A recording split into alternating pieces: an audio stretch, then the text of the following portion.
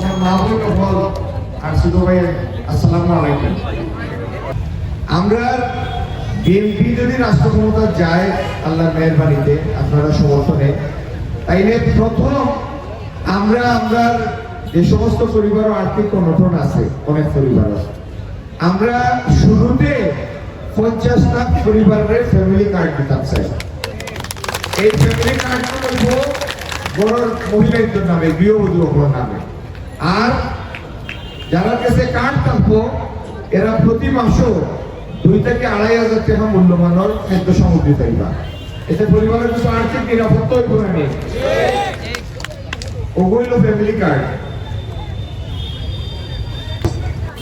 আগামী দিন সেচন পানির ব্যবস্থা করিয়া এই সিলেট জেলার প্রত্যেকটি কৃষি জমিতে ইনশাআল্লাহ আমরা একটা বাড়তি ফসল তুলিয়া আনি এবং এটার পরিমাণ আমরা এইটার পরিমাণ হলো 8 লাখ টন এবং ইনশাআল্লাহ আল্লাহ মেহেরবানি করলে আমরা এই সিলেটের জলাবদ্ধতার স্থায়ী সমাধান করব।